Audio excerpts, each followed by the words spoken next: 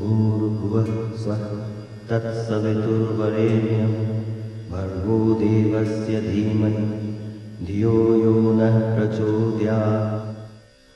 ॐ हृदयाय नमः। ॐ भूषिष्ठे स्वाहा। ॐ भुवः शिखाय वः।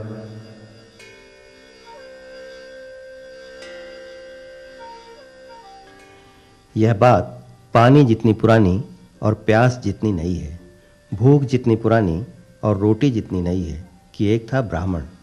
ज्ञान, ध्यान, पूजा पाठ और तिलक माला तो बपौती में मिली थी, पर सनक उसकी अपनी थी। दिन में 4 बार नहाता, फिर पूजा पाठ करता, सुबह, दोपहर, शाम और आधी रात, गर्मी हो या सर्दी। अनुष्ठान या पूजा पाठ में कभी वह दान दक्षिणा न लेता। जिस यजमान के घर में गाय और घर की खेती का अनाज होता, सिर्फ वहीं भोजन करता। अन्नम वै मनः, अर्थात जैसा खाए अन्न वैसा बने मन। इस सिद्धांत का वह प्राणपण से पालन करता। सनकी ब्राह्मण के रूप में वह प्रसिद्ध तो हो गया, लेकिन इसी सनक के चलते लोग उसका सम्मान भी करते।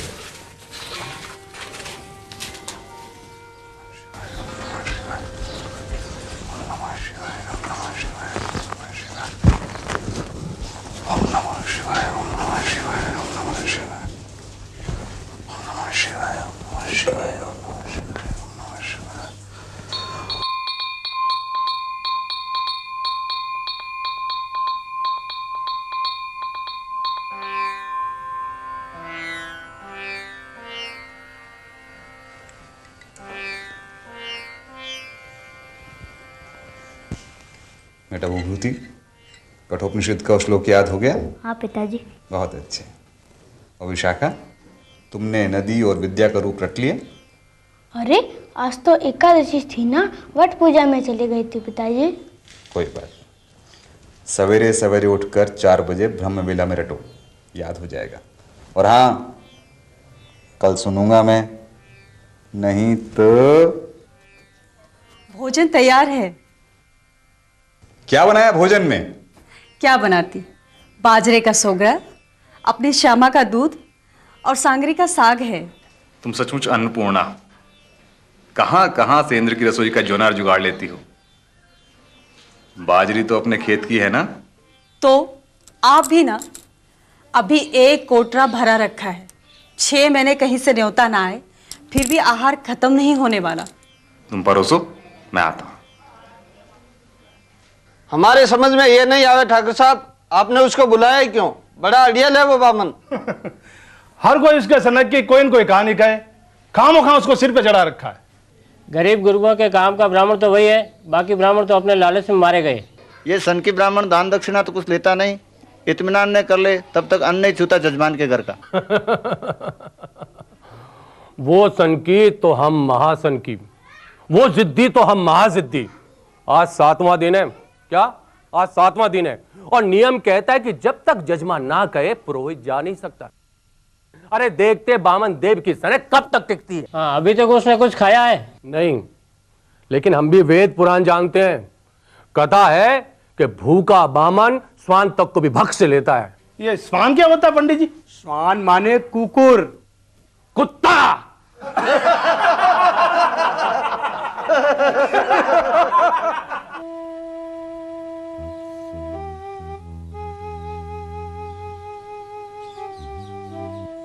मेरे पति भी पुरुष और आप भी पुरुष, दोनों का अहम टकरा रहा है। पंडित जी, मैं हाथ जोड़कर विनती करती हूँ, थोड़ा सा अन्न ले लीजिए। आप नाहक चिंता कर रही हैं ठकुराइन साहिबा। हमें तो निर्जल व्रत रखने की आदत है समूचे 9 दिन नवरात्रि में। चेहरा देखा है आपने अपना, कितने कमजोर हो गए हैं आप। अच्छा, अन्न छोड़िए, थोड़ा सा दूध पी लीजिए। आप बेकार का हट मत कीजिए। रोज आप अपना इतना अन्न और अपना कीमती समय व्यर्थ जाया करती हैं। सचमुच सन की बामन है आप, लोग आपके बारे में सही कहते हैं। ले जाओ ये थाल यहाँ से, बेकार में सर खपाना है।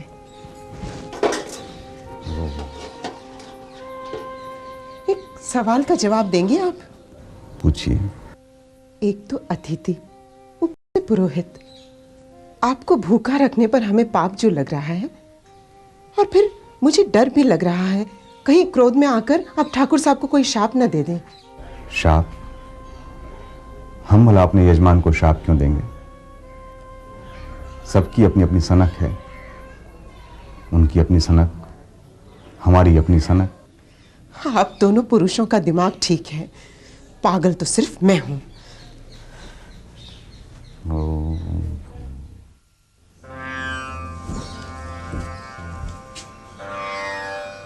आइए दिग्गज पंडित, आइए। ये क्या सुना है हमने? आपने 7 दिन से अन्न नहीं लिया है और ज्ञान ध्यान पूजा पाठ सब कुछ सनक कह रहे हैं। वो तो आरंभ से ही सब लोग हमारे बारे में मानते ही हैं और हमें भी कोई आपत्ति नहीं। हाँ, हम हैं सनकी वामन। सनकी फनकी तो है नहीं आप। ये सारा प्रपंच आपने फैलाया है अपने ज्ञान को छुपाने के लिए। मैं यहाँ पर आया हूँ आपसे शास्त्रार्थ करने। ठाकुर साहब और गांव वालों की भी यही इच्छा है। परंतु मैं शास्त्रार्थ नहीं करना चाहता। क्यों? भला शास्त्रार्थ से किसी के ज्ञान की थाह मिली है? ये तो अविद्या की पराकाष्ठा है। ये कैसी उलझुल बातें कर रहे हैं आप? आपको शास्त्रार्थ करना पड़ेगा। अगर मैं ना करूं तो? गांव वाले सब आपको ज्ञानी समझते हैं। मेरी यजमानी छीन रही है, सब आपको बुलाते हैं। हो जाए हार जीत का निर्णय। अगर आपके जीतने से आपकी यजमानी बढ़ती है तो हम हार जाते हैं। चलिए, आप जीत गए। तुम बच नहीं सकते सनकी बामन। मैं तुम्हारे ज्ञान का भंडाफोड़ कर रहूंगा।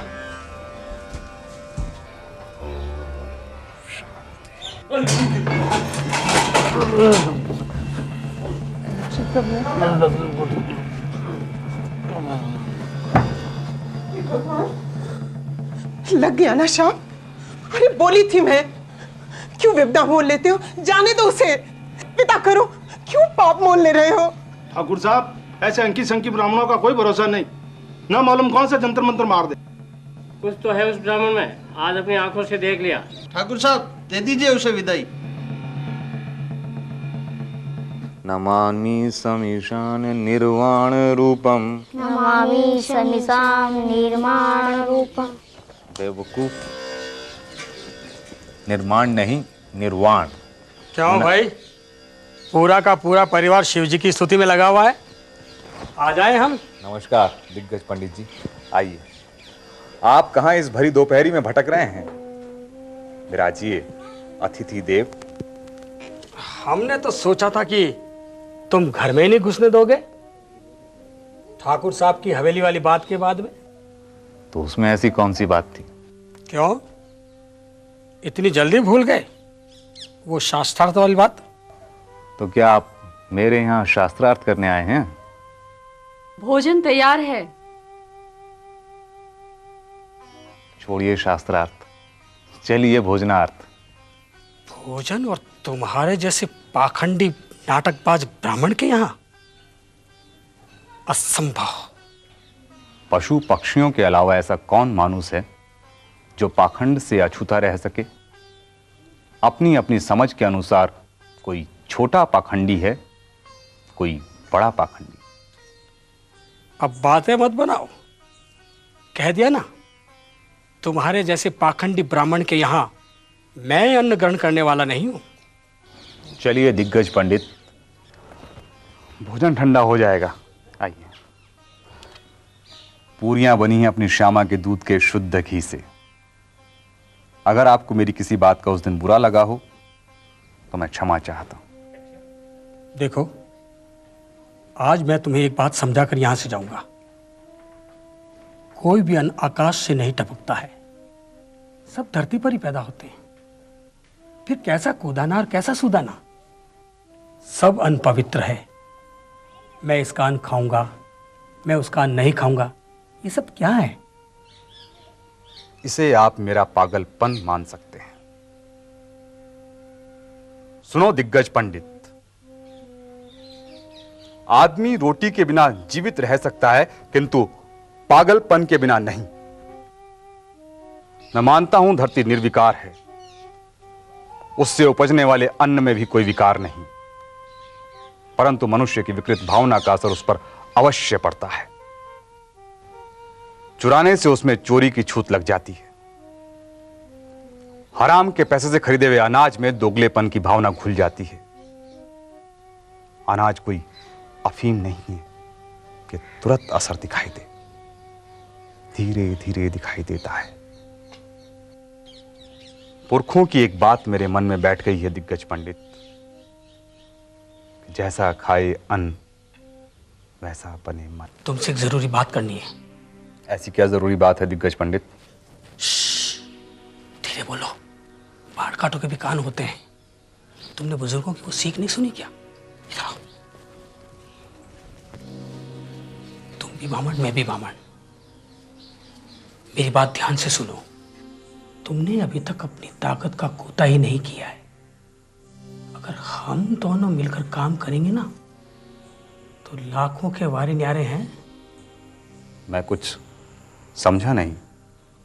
दुनिया को ठगना हर किसी के वश में नहीं है। तुम्हारी इतनी प्रतिष्ठा है, सब तुम पर विश्वास करेंगे। मैं किसी की राय से काम नहीं करता। मेरी अपनी छोटी मोटी समझ है, उसी से काम चलाता हूं। देखो, तुम्हारी उम्र तो ढल चुकी है। अरे बच्चों के भविष्य के बारे में तो सोचो। इतने राजा महाराजा सेठ साहूकार हैं, इनमें अकल तो होती नहीं है। इनको बेवकूफ बनाना एक पल का काम है। अगर हम दोनों मिलकर काम करेंगे तो लाखों के वारे न्यारे हो जाएंगे। ऐसे ऐसे गुर सिखाऊंगा कि मैं इनकी बातें बहुत देर से सुन रही हूँ। आपकी बातें इन्हें 7 जन्म तक समझ में नहीं आएगी। देख रहे हैं, इनकी बातें सुनकर तुलसी के पत्ते भी मुरझा रहे हैं। अपना मुंह यहां से काला करो दिग्गज पंडित, नहीं तो मैं।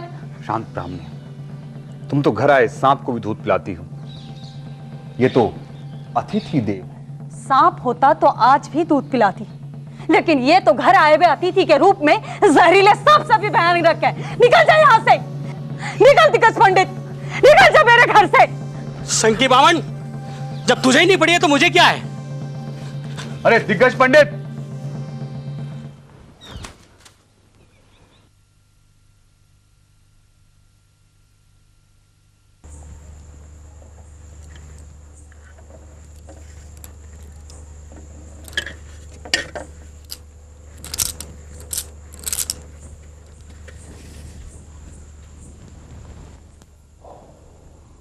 पंडित जी प्रणाम। प्रणाम। अरे तुम तो बरगद वाले गांव के हो। निमंत्रण देने आया था। गौ पूजा है। अच्छा, आओ विराजो। इतना दूर 4 कोस से? कब है गौ पूजा? कल सवेरे ही है। तब तो अभी निकलना पड़ेगा। सुनो, 2 जनों का भोजन लगा दो, अभी निकलना है। आपके कहने से पहले ही भोजन परोसना शुरू कर दिया। विशाखा, 2 आसनी लगा देना। आओ भोजन करना।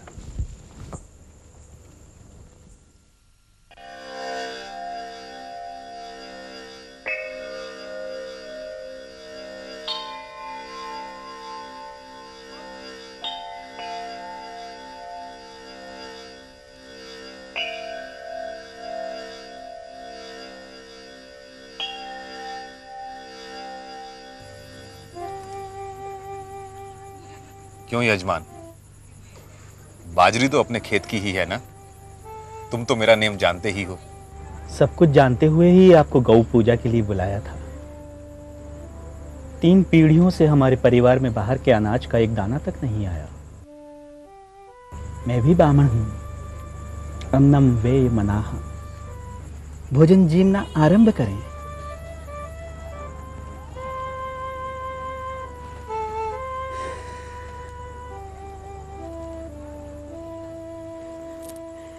दक्षिणा स्वीकारें पंडित देव। मोहरे, सोने की 5 मोहरे। हर कोई जानता है कि हम दक्षिणा में टके से ज्यादा कभी नहीं लेते। इस बार अपने नेम में जरा ढील दें पंडित देव। प्रश्न ही नहीं उठता। गौ पूजा में हम यजमान के घर का भोजन करते हैं, सो हमने कर लिया। आज्ञा दें।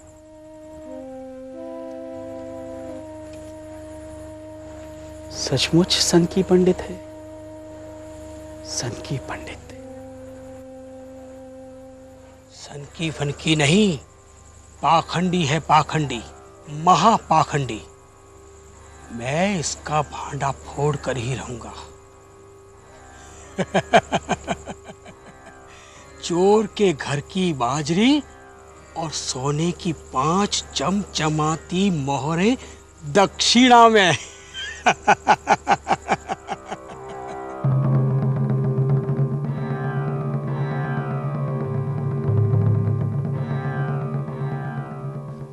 लेकिन उस रोज यजमान के घर से भोजन के बाद लौटते हुए सनकी ब्राह्मण को पहली बार अपनी ही परछाई अजनबी लगी। वह अपनी परछाई से डर गया।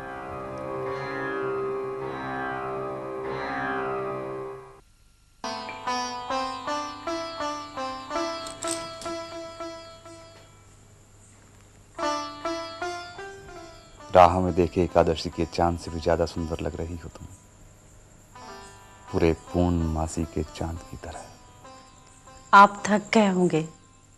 4 कोस दूर था बरगद वाला गांव।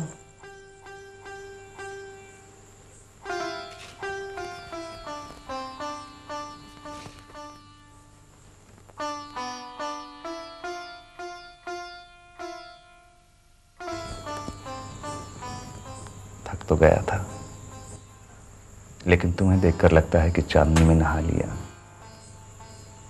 धुल गई सारी थकान।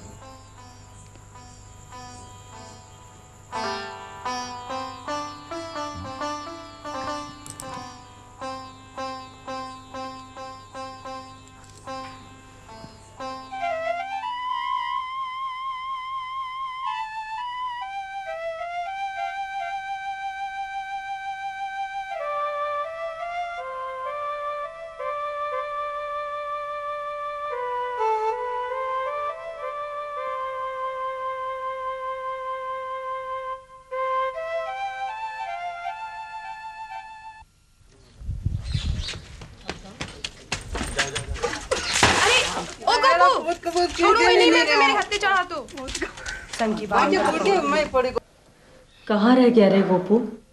तुम लोगों के साथ ही निकला था ना? मुझे नहीं पता माँ, किस जंगल में घूम रहा होगा। अड़ोस पड़ोस के घर में घुस गया होगा। माँ, कल उसने मेरा बस्ता फाड़ डाला। तुम लोग समझाते नहीं उसे? अभी छोटा है ना। वो छोटा है? अरे गुरु घंटा ले पूरा, मेरी तो कुछ मानते ही नहीं। अलग ही दिमाग है उसका। कल बीड़ी के सुट्टे भी खींच रहा था। कोड़ी खेलता है आवारा बच्चों के साथ। जुआरी बनेगा गोपू बड़ा होके।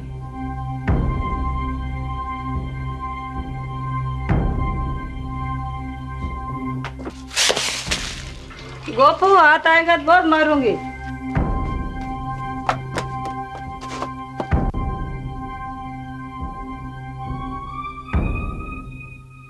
पगे लागू पंडित आयन जी, मैं तो आज मुंह पे कह रही हूँ, दोबारा मेरा नुकसान किया तो बांधकर पुलिस थाना ले जाऊंगी उसे। इतना लाड़ दुलार ठीक नहीं। इतना दुलारा है तो खूंटे में बांध कर रखो अपने घर के भीतर। दूसरों के घर में अपना ठिया क्यों पोड़ते हो?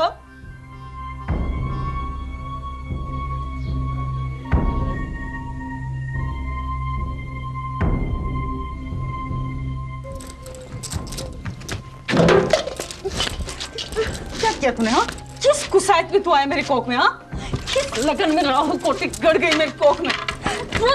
रोज गांव वाले तुम्हारी शिकायत लेके आते हैं पाजी। पिताजी को कहूंगा, ऐसी ढिलाई करूंगा, पता चल जाएगा आपको भी। पर मेरी आँख फूट गई। अरे क्या हुआ? दिखा गोपू, दिखा क्या हुआ? ओहो, चल कुछ नहीं हुआ है, कुछ नहीं हुआ। देख पिताजी से कुछ मत कहना। हाँ, आप मुझे लड्डू देंगी? हाँ बाबा दूंगी। पिताजी से कुछ नहीं कहेगा ना? चल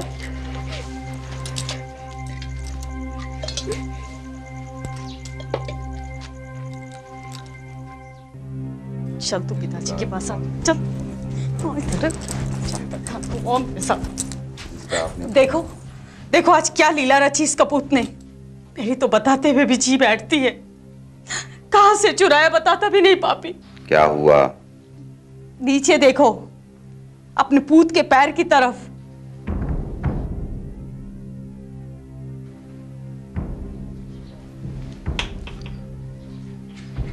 गोपू, कहां से मिली है? देखो गोपू, चुप रहने से बात नहीं बनेगी। सच सच बताओ, कहां से चुराई है पैजनी? किसके घर से? वो पीपल वाले तालाब के पास पड़ी मिली थी। कौन से तालाब के पास? वो पोखर नीम वाला। तुम्हारी आवाज से साफ साफ पता लग रहा है कि तुम झूठ बोल रहे हो। सच सच बताओ। वो उधर तालाब के पास नहीं, वो पोखर वाले नीम के पास। गोपू, मैं तुमसे आखिरी बार पूछ रहा हूं कि तुमने ये पैजनी कहां से चुराई थी? सच सच बताओ। तालाब से। अरे ये क्या किया आपने? ये क्या किया पापी तूने? आत्मा जुड़ा गई तेरी। मार डाला अपने बाप को।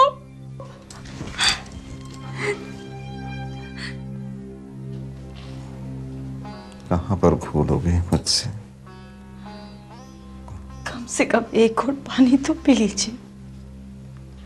आज 3 दिन हो गए, ना अन्न न जल। कहां अनर्थ हो गया मुझसे, पता नहीं कौन सा नेम टूटा मुझसे। मैं हाथ जोड़ती हूँ आपकी, मुझे क्षमा कर दीजिए। हम मुझसे नहीं देखा जाता। 3 दिन से बच्चों ने कुछ नहीं खाया। सबसे छोटा गोपू, उसने अपने साथ बिठा के सबको भोजन करा दीजिए। जिसको खाना वो खा ले, मैं नहीं खाऊंगा।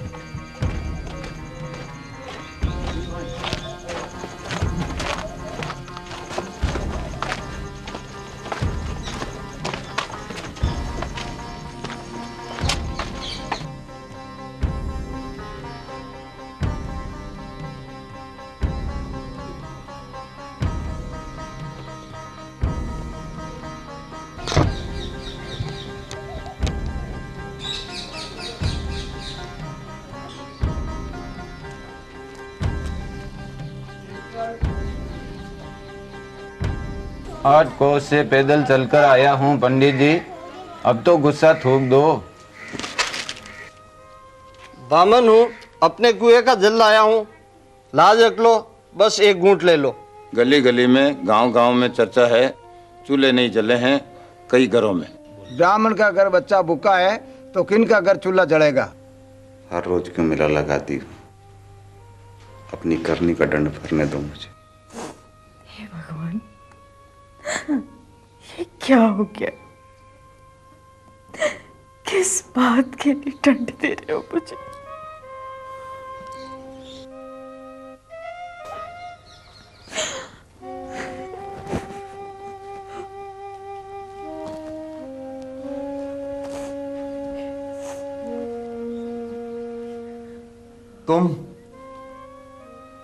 तुम्ही को खोज रहा था मैं। सच सच बोलो, बोलो। वही तो सच ही बोलने आया हूं मैं आज।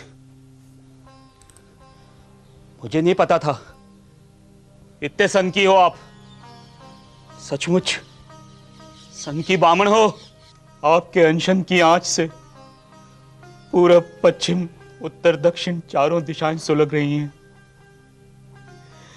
गांव गांव चूल्हे ठंडे पड़े। मैंने झूठ कहा था आपसे कि बाजरी मेरे घर की थी। दिग्गज पंडित के कहने पर एक नामजद चोर के घर से एक हांडी बाजरी लेके आया था मैं।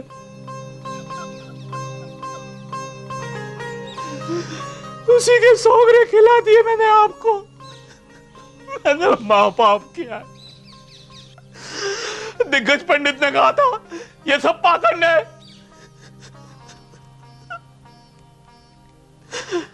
अब वही दिग्गज पंडित 5 दिन से धोखा प्यासा पड़ा है अपने घर पे। पत्थर पे सर पटक दिया उस पे। वो तो स्वयं आ रहा था आपसे माफी मांगने के लिए, लेकिन ब्राह्मणी की झाड़ू से डरता है वो। ब्राह्मण महाराज, पंडित देव, क्षमा कर दो मुझे।